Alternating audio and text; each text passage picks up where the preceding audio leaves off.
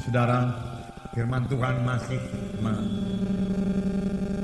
mengenai bagaimana kita mengatasi krisis atau bagaimana kita mengatasi persoalan-persoalan dalam hidup kita. Biarlah tidak seorang pun di antara kita khawatir dalam hal ini. Karena seperti kesaksian hamba-hamba Tuhan dari Australia tadi, bahwasanya saudara teguh dalam perlindungan Tuhan. Tuhan mendengarkan doa saudara dan Tuhan menjawab doa saudara. Terlebih pada masa-masa krisis, masa-masa ada persoalan, itulah saatnya kita mempraktekkan iman kita. Itulah saatnya doa kita bertambah hidup dan bertambah berkuasa, bertambah bersungguh-sungguh. Itulah saatnya kita bersandar sepenuhnya kepada Tuhan. Dan Tuhan tidak pernah mengabaikan orang yang berserah kepadanya, orang yang berdoa kepadanya. Tuhan adalah Tuhan yang mendengarkan doa kita dan menjawab doa kita. Firman Tuhan berkata, sama sebagaimana imanmu jadilah padamu. Dengan iman yang teguh kita pasti berkemenangan. Maka sebaliknya kalau tanpa iman mustahillah kita berkenan kepada Tuhan. Tapi kalau kita mempraktekkan iman kita, Tuhan akan menyatakan kuasanya seturut dengan iman kita tersebut. Ketahuilah saudaraku bahwasanya Tuhan kita masih Tuhan yang hidup di atas takhta. Dia masih memegang kendali. Dia masih mengadakan tanda ajaib, tanda mujizat. Bahkan saya percaya penuh mujizat Tuhan sudah tersedia bagi saudara. Mujizat untuk kesembuhan saudara. Mujizat untuk kekuatan saudara. Mujizat untuk berkat-berkat bagi saudara. Semua itu sudah tersedia. Apakah itu berkat rohani, apakah itu berkat materi yang sangat kita butuhkan pada masa-masa krisis ini. Tuhan sudah menyediakannya bagi saudara. Karena Tuhan sudah berjanji memberikan hidup yang berkelimpahan bagi saudara. Amin saudara. Memberikan hidup yang berkelimpahan. Bahkan sebenarnya Tuhan Yesus telah menjadi miskin, supaya dengan kemiskinannya kamu menjadi kaya. Banyak sekali janji-janji Tuhan mengenai hidup yang berkelimpahan ini. Bahkan firman Tuhan berkata, aku mau engkau keberkatan saudara-saudaraku, sama sebagaimana jiwamu keberkatan dan jiwamu baik-baik saja. Pandanglah kepada Tuhan Yesus pada pagi hari ini, saudaraku, dan berharap kepadanya saja. Maka saudara akan keluar dengan kemenangan, melintasi masa krisis ini, saudaraku. Karena tanah air kita di sorga. Kita bukan berasal daripada dunia ini. Kita hanya singgah saja di dunia ini. Maka hukum-hukum yang berlaku bagi kita juga adalah hukum-hukum rohani. Hukum roh yang membebaskan kita daripada hukum maut dan hukum dosa. Maut tidak berkuasa atas kita. Dosa tidak berkuasa atas kita. Kalau maut tidak berkuasa atas kita, kalau dosa tidak berkuasa atas kita, saya mau mengatakan kepada saudara, penyakit pun tidak berkuasa atas kita. Saya mau mengatakan kepada saudara, kemiskinan pun tidak berkuasa atas kita. Amin. Karena itu hukum-hukumnya Tuhan, saudaraku. Hiduplah sebagai anak-anak Tuhan, patuhilah firman Tuhan, maka mujizat Tuhan akan berlaku bagi saudara. Kamu bukan berasal dari dunia ini, firman Tuhan berkata. Tanah airmu ada di sorga, firman Tuhan berkata. Memang kita adalah warga negara Republik Indonesia ini, saudaraku. Dan secara badani kita mematuhi hukum-hukum negara kita.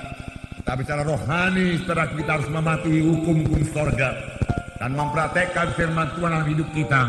Maka mujizat Tuhan akan menjadi bagian kita. Kuasa Tuhan akan dinyatakan dalam hidup kita. Kita melihat satu bangsa pilihan Tuhan. Bangsa pilihan Tuhan yang berada dalam keadaan krisis. Apa yang jadi kepada bangsa pilihan Tuhan ini, yaitu bangsa Israel. Bagaimana mereka keluar daripada krisis mereka? Apa sebabnya mereka ditimpa krisis tersebut? Bagaimanakah caranya mereka keluar daripada krisis itu? Bagaimana caranya mengalami mujizat Tuhan? Untuk hidup berkemenangan, saya akan membacakan ayat demi ayat kepada saudara dalam Hakim-Hakim 6 ayat 1 sampai 6. Saya membacakan kepada saudara. Hakim-Hakim pasal 6 ayat 1 sampai 6. Baiklah kita baca bersama-sama. Hakim-Hakim pasal 6 ayat 1 sampai 6. Kita baca bersama-sama. Dapat saudara? Mari kita baca. Tetapi orang Israel melakukan apa yang jahat di mata Tuhan. Sebab itu Tuhan menyerahkan mereka dalam tangan orang Midian 7 tahun lamanya. Dan selama itu orang Midian berkuasa atas orang Israel. Karena takutnya kepada orang Midian itu, maka orang Israel membuat tempat-tempat perlindungan di pegunungan, yakni gua-gua dan kubu-kubu. Setiap kali orang Israel menabur, datanglah orang Midian, orang Amalek, dan orang dari sebelah timur, lalu maju mendatangi mereka. Berkemahlah orang-orang itu di daerah mereka, dan memusnahkan hasil tanah itu sampai ke dekat Gaza, dan tidak meninggalkan bahan makanan apapun di Israel, juga domba atau lembu dan keledai pun tidak. Sebab orang itu datang maju dengan ternaknya dan kemahnya, dan datangnya itu berbanyak-banyak seperti belalang. Orang-orangnya dan unta-untanya tidak terhitung banyaknya. Sekalinya datang ke negeri itu untuk memusnahkannya, sehingga orang Israel menjadi sangat melarat oleh perbuatan orang Midian itu. Lalu berserulah orang Israel kepada Tuhan. Bangsa Israel, bangsa pilihan Tuhan, bangsa yang dikasih Tuhan. Tuhan mempunyai maksud pada bangsa pilihannya ini. Dan Tuhan memang sudah memberkati bangsa pilihan ini. Hanya sebagai bangsa pilihan Tuhan, mereka memiliki hukum-hukum Tuhan. Tuhan lebih dahulu berfirman kepada bangsa Israel ini dalam Hakim-Hakim pasal 2. Tuhan berkata, tetapi janganlah kamu mengikat perjanjian dengan penduduk negeri ini. Mezbah mereka haruslah kamu robohkan. Tapi kamu tidak mendengarkan firman-Ku. Mengapa kamu berbuat demikian? Lagi aku berkata kepadamu, aku tidak akan menghalau orang-orang itu di depanmu, tetapi mereka akan menjadi musuhmu, dan segala ilah mereka akan menjadi jerat bagimu. Aku akan mengantarkan kamu ke tanah Kanaan, tetapi janganlah kamu menyembah Allah orang Kanani ini. Tetapi kamu tidak mendengarkan firman-Ku. Inilah selalu kesalahan bangsa Israel. Mereka menyimpang dari jalan Tuhan. Sesudah mereka diberkati Tuhan, mereka mulai lupa kepada Tuhan, dan mulai ikut adat istiadat bangsa Kanani, dan mulai ikut menyembah ilah-ilah orang Kanani. Lalu datanglah persoalan. Perlindungan Tuhan dicabut daripada mereka. Dan pada waktu perlindungan Tuhan dicabut, maka dengan mudah musuh-musuh menguasai Israel. Dan tanpa perlindungan Tuhan, Israel tidak punya kekuatan. Tanpa perlindungan Tuhan, bangsa pilihan Tuhan sekarang ini, anak-anak Tuhan juga tidak punya kekuatan. Apakah yang menyebabkan perlindungan Tuhan itu dicabut? Perlindungan Tuhan dicabut karena ada dosa yang tidak diselesaikan. Biasanya bangsa Israel, jangankan bangsa Midian datang yang tidak terhitung banyaknya, bangsa Mesir yang kuat sekalipun tidak sanggup mengalahkan mereka. Panjang mereka menyembah Tuhannya, panjang mereka bersekutu dengan Tuhan, panjang mereka tidak berbuat dosa. Dosalah yang menyebabkan mereka lemah. Dosalah yang menyebabkan mereka kalah. Dosalah yang menyebabkan anak-anak Tuhan sekarang dikuasai oleh setan, dikuasai oleh kutuk dosa. Dosa menyebabkan doa tergendala. Firman Tuhan berkata, bukannya tanganku terlalu pendek untuk menolong kamu, bukannya telingaku terlalu berat untuk mendengarkan doamu, tetapi dosamu serupa dengan dinding memisahkan aku dengan engkau. Tuhan berkata, parah sekali akibat dosa itu. Kekalahan selalu datang karena dosa yang tidak diselesaikan. Tidak ada kuasa. Bangsa Israel tidak bisa berbuat apa-apa terhadap bangsa Midian. Bangsa Midian begitu bebas merampoki hartanya, merampok ternaknya. Di sini dikatakan mengambil domba, lembu dan keledai. Satu pun tidak tinggalkan mereka itu. Bangsa Midian menunggu saja bangsa Israel panen. Setelah panen mereka datang sebagai belalang banyaknya, tidak terhitung banyaknya. Lalu mereka merampok semua hasil panen itu. Ya, bangsa Israel tinggalkan sangat melarat. Bangsa Israel tidak punya kuasa, tidak punya keberanian. Mengapa? Karena mereka telah menyembah berhala. Berhala melumpuhkan mereka. Berhala membutakan mereka. Berhala memisahkan mereka daripada Tuhan. Dosa menyebabkan mereka tidak berkuasa. Oleh sebab itu jangan biarkan dosa berkuasa dalam hidup kita, saudaraku. Saudara, dalam satu contoh lagi dalam buku Yosua pasal 7, kita melihat bagaimana bangsa Israel takluk oleh musuh-musuhnya. Mengapa? Karena dosa. Rupanya jelek sekali akibat dosa itu. Yosua pasal 7 ayat 11. Saya bacakan pada saudara. Orang Israel telah berbuat dosa. Mereka melanggar perjanjianku yang kuperintahkan kepada mereka. Mereka mengambil sesuatu dari barang-barang yang dikhususkan itu. Mereka mencurinya. Mereka menyembunyikannya. Dan mereka menaruhnya di antara barang-barangnya. Sebab itu orang Israel tidak dapat bertahan menghadapi musuhnya. Mereka membelakangi musuhnya sebab mereka itu dikhususkan untuk ditumpas. Aku tidak akan menyertai kamu lagi jika barang-barang yang dikhususkan itu tidak kamu punahkan dari tengah-tengahmu. Jelas sekali di sini akibat dosa membuat bangsa Israel tidak berkuasa kepada bangsa Ai yang kecil. Mereka kalah. Yeriko sudah dirobohkan dengan kuasa dan mujizat Tuhan. Tetapi kemudian saudaraku, Ahan berbuat dosa. Ahan mencuri milik Tuhan. Dan akibatnya sangat besar. Kuasa Tuhan diangkat daripada bangsa Israel. Dan bangsa Israel tidak punya kuasa. Tidak sanggup lagi melawan musuhnya. Mengapa? Karena ada dosa. Jelas di sini. Ayat 11 dikatakan orang Israel telah berbuat dosa. Mereka melanggar perjanjianku. Ayat 12 berkata, sebab itu orang Israel tidak dapat bertahan menghadapi musuhnya. Karena mereka tidak menyelesaikan dosa tersebut. Mereka tidak bisa bertahan melawan musuhnya. Sampai sekarang anak-anak Tuhan dengan mudah akan dikuasai oleh setan, dikalahkan setan. Kalau dia menyimpan dosa. Anak-anak Tuhan tidak bisa mengusir setan dalam nama Yesus. Kalau dia masih memakai jimat, kalau dia masih beri kedukun, sama sekali tidak ada kuasa. Doanya juga tidak berkuasa. Dia akan menjadi hamba dosa.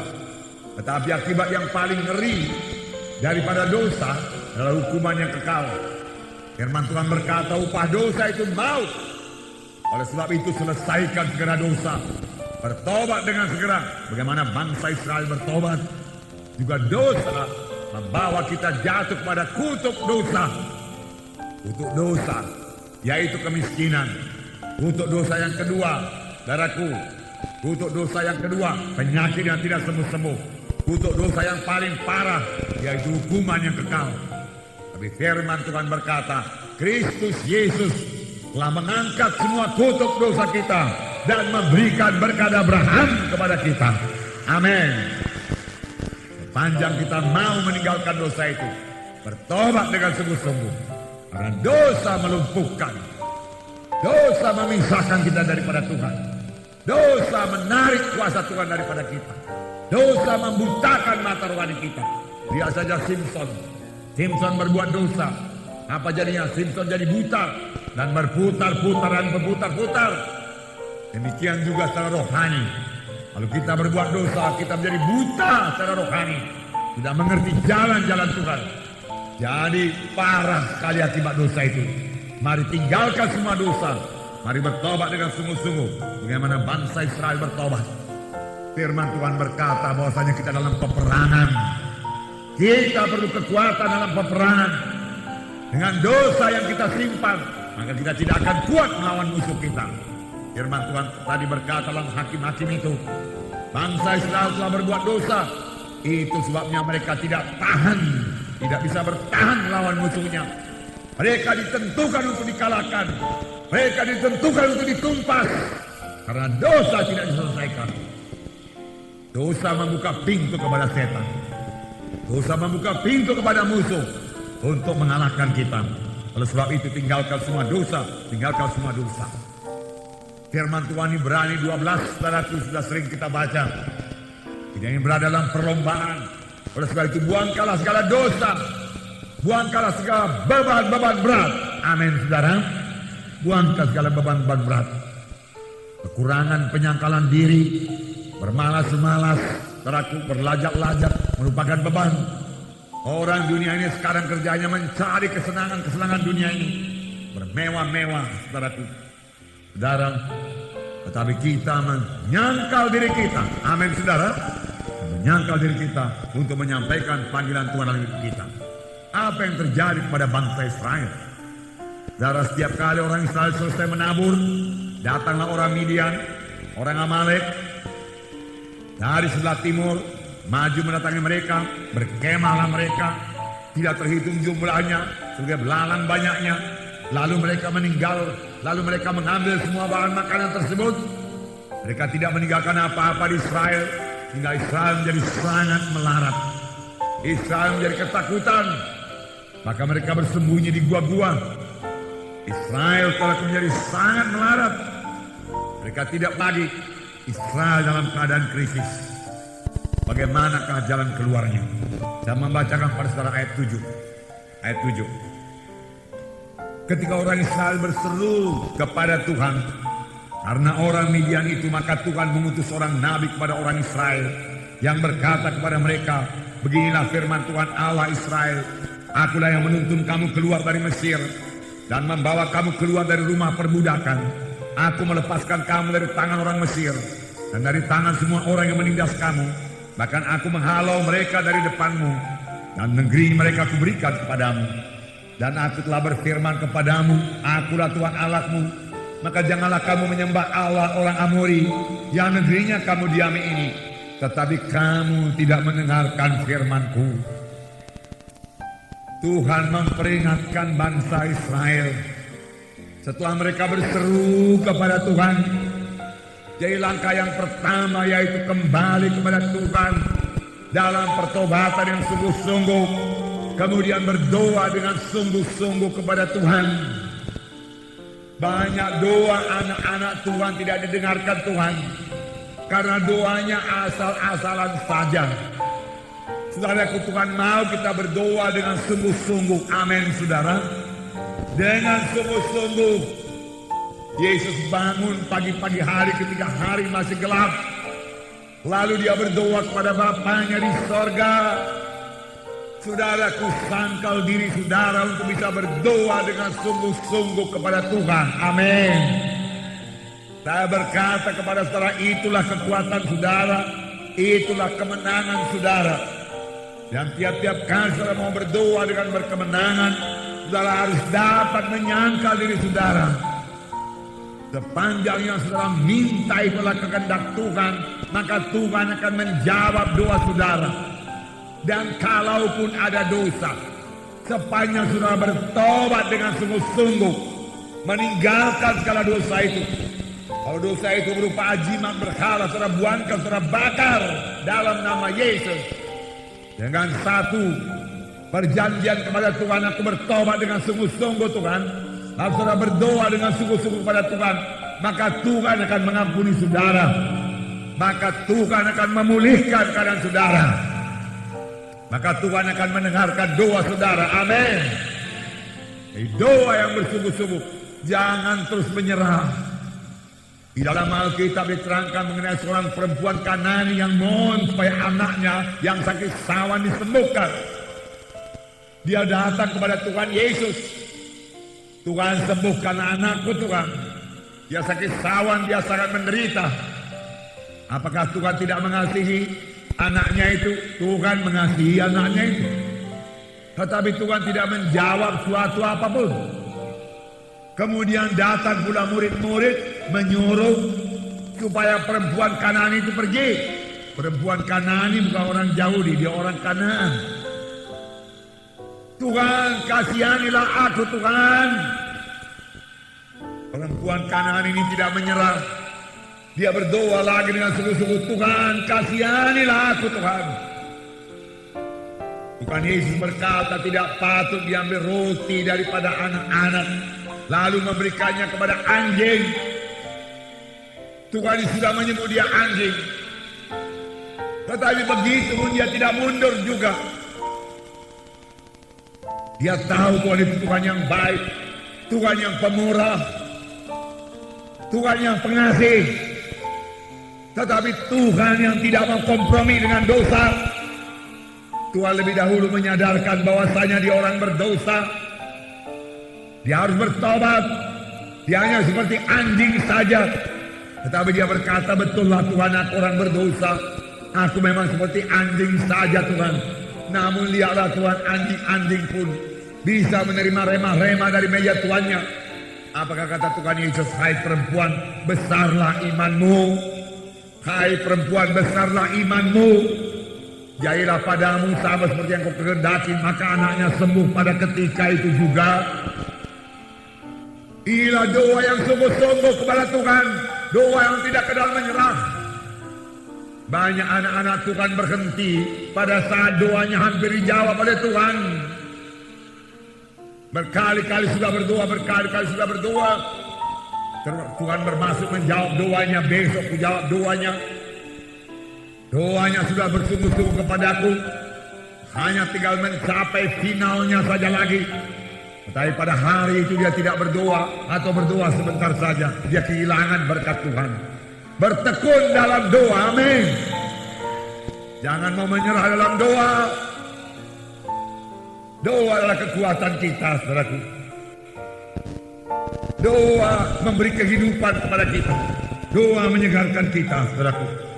Nah, jadi bangsa Israel mulai berseru kepada Tuhan, berseru dengan sungguh-sungguh. Apakah Tuhan terus menyembuhkan? Apakah Tuhan terus memberkati bangsa Israel, saudaraku?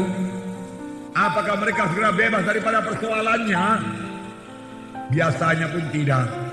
Dengarkan baik-baik.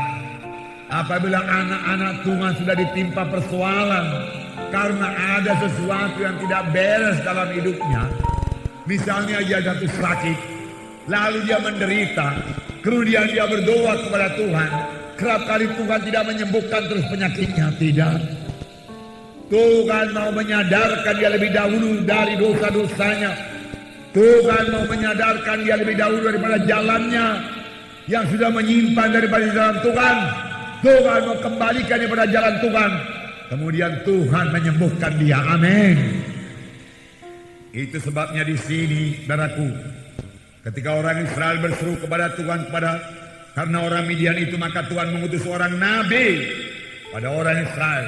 Puji Tuhan buat nabi-nabi Tuhan yang tetap mengerti jalan Tuhan, yang menjadi mulut Tuhan.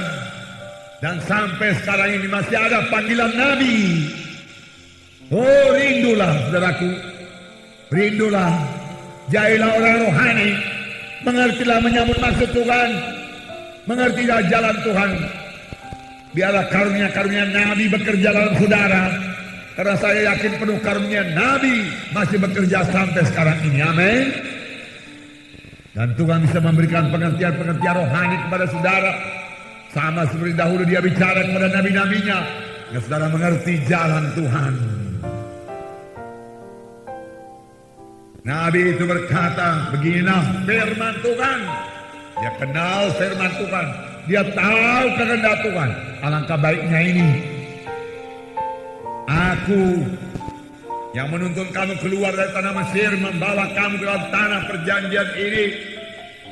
Dan aku berkata kepadamu, jangan sembah Allah-Allah orang Kanani. Tetapi engkau tidak mendengarkannya. Inilah dia akibatnya. Tuhan menyadarkan. Puji Tuhan, bangsa Israel bisa disadarkan. Biarlah kalau Tuhan menyadarkan kita kan dosa kita segera sadar. Kita segera sadar. Sadar dan bertobat. Itu yang paling penting. Bukan kesembuhan yang paling penting. Bukan berkat yang paling penting. Bukan, saudaraku, bukan. Tapi yang paling penting kita sadar akan dosa kita, kita bertobat, kemudian kita masuk pada jalan Tuhan, kemudian kita berjalan pada jalan yang baru, jalan yang suci, saudaraku. Kemudian hari lepas hari kita didewasakan Tuhan, dibentuk Tuhan karakter kita ini supaya bertumbuh dalam Tuhan menjadi seperti Yesus. Kemudian kita melayani, kemudian kita berbuah. Tentu saja kita pasti disembuhkan Tuhan dan kita pasti diberkati Tuhan sepanjang kita mau dibentuk Tuhan. Amin. Tetapi banyak anak-anak Tuhan hanya kepingin berkat-berkat saja, kesembuhan-kesembuhan saja. Dia tidak kepingin supaya dia berubah menjadi kejadian yang baru, dibentuk bertambah hari bertambah seperti Yesus, rendah hati, lembut hati, menjadi orang rohani yang rindu akan perkara rohani. Dia tidak ingin hal-hal yang seperti itu. Dia mau berkat-berkat materi, dia mau berkat-berkat kesembuhan. Berhasil aku di sini Tuhan, tolong di sini Tuhan. Padahal Tuhan memanggil kita menjadi anak-anaknya yang harus bertambah-tambah dewasa dan menjadi seperti Yesus, karena kita ialah pengantin Kristus. Amin. Itu kehendak Tuhan, kehendak Tuhan. Efesus 4 ayat 28 berkata, lihatlah di sini perubahan ajaib harus terjadi, berubah. Setelah kita datang kepada Tuhan. Efesus 4 ayat 28. Saya membacakan kepada saudara. Ayat 28. Orang yang mencuri, janganlah yang mencuri lagi. Berhentikah itu? Tidak. Dia sudah bertobat. Dulu dia mencuri, dia tidak mencuri lagi. Sudah bertobat. Tapi tidak cukup sampai di situ. Tetapi baiklah ia bekerja keras dan melakukan pekerjaan yang baik dengan tangannya sendiri. Sudah ada perubahan lebih besar. Orang yang mencuri tidak mencuri lagi, tapi dia bekerja keras dengan tangannya dan melakukan pekerjaan yang baik. Bekerja keras dan melakukan pekerjaan yang baik. Siapkah sampai di situ? Belum. Apalagi diperbuatnya. Ini dikatakan supaya ia dapat membagikan sesuatu kepada orang yang berkekurangan. Lebih daripada sekedar bekerja keras dan bekerja dalam perbuatan yang baik. Tuhan menyuruh orang yang dulu kerjanya mencuri sudah dia bertobat, supaya memberi kepada orang lain, memberi kepada orang lain. Jadi pertama dia berhenti mencuri dan dia bertobat. Tetapi tidak sampai di situ saja. Dia harus bekerja keras dengan tangannya, bekerja dengan rajin mencari nafkahnya. Kemudian dia memberi kepada orang yang berkekurangan. Perubahan, berubah terus. Dalam Yohanes 15 ayat 16 dikatakan, bukanlah kamu yang memilih aku, tetapi akulah yang memilih kamu. Dan aku telah menetapkan kamu supaya kamu pergi dan menghasilkan buah, dan buahmu itu tetap, supaya apa yang kamu minta kepada Bapa dalam namaku diberikannya kepadamu. Bukan kamu yang memilih aku yang memilih kamu. Haleluya, kita dipilih jadi bangsa pilihan Tuhan. Selamat, tidak mewarisi neraka, tetapi masuk dalam surga yang kekal. Sungguh anugerah Tuhan luar biasa, kita bersyukur kepada Tuhan. Tapi Tuhan berkata, setelah aku memilih kamu, kamu harus pergi dan menghasilkan buah, dan buahmu itu kekal. Apakah itu semua kita harus melayani dan menghasilkan buah, jiwa-jiwa selamat?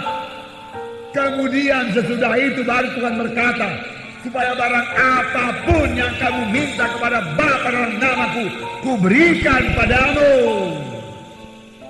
Amin, saudara. Kerap kali kita hanya minta saja kepada Tuhan. Minta saja. Kita tidak pernah pikirkan penginjilan Tuhan. Tidak pernah pikirkan jiwa-jiwa yang terhilang. Hati Tuhan selalu memandang kepada jiwa-jiwa yang terhilang. Hati Tuhan selalu memandang pada ladang-ladang yang sudah menguning. Dan Tuhan mau kita menuainya buat kerajaan sorga. Lalu apapun yang kamu minta kepadaku dalam namaku, aku memberikannya kepadamu. Tuhan berkata, amin. Nah, saudara harus ambil bahagian dalam penginjilan, mengambil bahagian dalam pemuritan, amin. Nah, itu kehendak Tuhan bagi saudara. Itu kehendak Tuhan. Nah, jangan khawatir soal kesembuhan. Pasti Tuhan menyembuhkan. Pasti. Kapan saya sakit, saya menyelidiki jalan saya di hadapan Tuhan. Saya bertobat. Saya laksanakan kehendak Tuhan. Dan Tuhan memberikan kesembuhan kepada saya. Setelah saya melaksanakan kehendak Tuhan. Amin. Karena kita ini anak-anak Tuhan. Lain pada kali pertama saudara datang untuk menerima keselamatan. Orang berdosa datang kepada Tuhan. Memang kerap kali sekaligus Tuhan berikan keselamatan, keampunan dosa kepada saudara. Saudara lahir baru. Dan pada saat juga saudara bisa disembuhkan Tuhan. Tetapi setelah sembuh, untuk apa hidup ini? Setelah selamat, untuk apa hidup ini? Semuanya untuk Tuhan. Untuk memberi buah kepada Tuhan. Untuk sampai kepada panggilan Tuhan. Dan kapan kita tidak maju dalam Tuhan, sama sebagaimana bangsa Israel mulai melenceng dari jalan Tuhan, disitulah datang bangsa Midian menguasai mereka. Dan mereka hanya memandang saja ternaknya diambil orang Midian. Mereka tidak berani berbuat apa-apa. Mereka memandang saja hasil tanamannya, hasil ladangnya, hasil buminya diangkat oleh orang Midian. Mereka melihat saja. Mengapa mereka tidak melawan? Enggak ada kuasa. Mengapa enggak ada kuasa? Karena dosa belum diselesaikan. Amin, saudara. Doa tidak bisa berkuasa kalau dosa belum diselesaikan. Nah, saudara yang kasih dalam nama Yesus, sesudah bang jadi saudaraku yang sadar, bertobat saudaraku, masuk pada jalan Tuhan, melayani, mulailah bertumbuh dalam Tuhan. Pasti Tuhan akan menyembuhkan saudara. Pasti Tuhan akan memberkati saudara. Dan janji-janji Tuhan digenapkan di dalam hidup saudara. Amin. Tuhan pasti mengenapkan janjinya. Tuhan pasti memberkati. Jangan takut kekurangan. Aku datang supaya domba itu berada hidup yang berkelimpahan. Nah, saudara. Kemudian kita kembali pada Hakim-Hakim pasal 6. Saya membacakan lagi pada saudara. Setelah Nabi datang apa lagi? Hakim-Hakim pasal 6.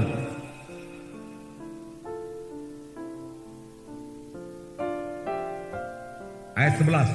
Kemudian datanglah malaikat Tuhan yang duduk di bawah pohon tarbantin di Omrah dan duduk di bawah pohon tarbantin di Ofra, kepunyaan Joas orang Abiezer itu. Sedang Gideon anaknya mengirik gandum pada tempat pemerasan anggur agar tersembunyi bagi orang Midian. Malaikat Tuhan menampakkan diri kepadanya dan berfirman kepadanya demikian, Tuhan menyertai engkau, ya pahlawan yang gagah berani. Jawab Gideon kepadanya, Tuanku, jika Tuhan menyertai kami, mengapa semuanya ini menimpa kami? Di manakah segala perbuatan-perbuatannya yang ajaib yang diceritakan oleh nenek moyang kami kepada kami ketika mereka berkata, bukankah Tuhan telah menuntun kita keluar dari Mesir? Tetapi sekarang Tuhan telah membuang kami dan menyerahkan kami dalam tangan cengkeraman orang Midian. Lalu berpalinglah Tuhan kepadanya dan berfirman, pergilah dengan kekuatanmu ini dan selamatkanlah orang Israel dari cengkeraman orang Midian. Bukankah aku menyertai engkau? Tetapi jawabnya kepadanya, Tuanku, dengan apakah aku akan menyelamatkan orang Israel? Ketahuilah, kaumku adalah yang paling kecil di antara suku Manase, dan aku seorang yang paling muda di antara kaum keluargaku. Saudara, Tuhan datang. Setelah Nabi datang, Tuhan pun datang. Mula-mula dikatakan malaikat Tuhan, tapi kemudian dalam ayat selanjutnya, ayat 14, lalu berpalinglah Tuhan dan berfirman, pergilah dengan kekuatanmu itu. Dia berkata kepada Gideon, hai pahlawan yang gagah perkasa. Dia melihat Gideon sebagai pahlawan yang gagah perkasa. Tapi tahukah saudara apa yang diperbuat Gideon pada waktu itu? Gideon sembunyi di gua-gua. Gideon ketakutan. Di gua itu saudaraku, dia menumbuk gandum. Dia sembunyi daripada orang Midian karena dia takut. Tetapi Tuhan melihat Gideon bukan sebagai orang yang penakut. Tuhan melihat Gideon sebagai pahlawan yang gagah perkasa. Hai pahlawan yang gagah perkasa. Saudaraku, Tuhan telah memilih saudara. Amin saudara. Tuhan mempunyai maksud dalam hidup saudara. Jangan pandang kepada kesanggupan saudara. Jangan pandang kepada kekuatan saudara. Tuhan sanggup melengkapi saudara sehingga saudara semua menjadi pahlawan yang gagah perkasa buat Tuhan. Amin. Pahlawan yang gagah perkasa buat Tuhan. Tuhan memberkati engkau, hai pahlawan yang gagah perkasa. Kemudian Tuhan berkata kepadanya, aku menyertai engkau. Segera Gideon terkejut. Boleh jadi bingung. Gideon berkata, Tuhan, jikalau Tuhan menyertai kami, mengapa keadaan kami seperti ini? Mengapa kami dijajah orang Midian? Di manakah tanda ajaib, tanda mujizat yang diceritakan nenek moyang kami kepada kami? Ketika engkau melepaskan mereka daripada tanah Mesir dengan kuasa yang luar biasa, engkau membelah laut Kulsum, engkau menentukan Jericho, mengalahkan bangsa-bangsa Kanani ini, semua dengan mujizatmu Tuhan. Di manakah itu semua Tuhan? Di manakah itu semua Tuhan? Pergilah dengan kekuatanmu dan bebaskanlah bangsa Israel dari cengkeraman orang Midian. Aku menyertai engkau. Saudara, pergilah dengan kekuatanmu. Pergilah dengan kekuatanmu. Di manakah kekuatan Gideon ini supaya kita belajar? Ini juga kekuatan bagi kita untuk mengikut Tuhan, untuk mengalami mujizat Tuhan. Sebab akhirnya Gideon mengalami mujizat Tuhan. Apa yang perlu kita perbuat supaya kita mengalami mujizat Tuhan? Apakah mujizat Tuhan untuk kesembuhan kita? Mujizat Tuhan untuk berkat-berkat materi dalam kehidupan kita? Apa kita perbuat? Saudaraku, saudara, pergilah dengan kekuatanmu. Apakah kekuatan Gideon tersebut, saudaraku? Saudara, setelah Gideon berkata, di manakah tanda ajaib, tanda mujizatmu Tuhan? Aku rindu akan kuasamu Tuhan. Kuasamu dahulu telah kau nyatakan bagi nenek moyang kami. Engkau membawa mereka keluar daripada tanah Mesir. Tetapi sekarang ini pun Tuhan kami masih butuh mujizatmu. Sekarang ini Tuhan kami butuh tanda ajaib, tanda mujizat. Sekarang ini Tuhan kami butuh kesembuhan. Sekarang ini kami butuh berkat. Dahulu engkau memberikan mana kepada nenek moyang kami. Sekarang pun kami perlu berkat-Mu untuk bahan makanan kami Tuhan. Dahulu engkau mengalahkan musuh-musuh kami. Sekarang pun kami butuh kuasa mengalahkan musuh-musuh kami. Aku rindu akan kuasa-Mu. Aku rindu akan kuasa-Mu. Aku rindu akan kuasa-Mu. Inilah kekuatan Gideon. Rindu akan kuasa Tuhan. Rindu akan kuasa Tuhan merupakan satu kekuatan rohani yang besar. Merindukan mujizat Tuhan. Merindukan kuasa Tuhan. Merindukan perkara-perkara rohani. Merindukan karunia-karunia rohani. Merindukan urapan-urapan baru.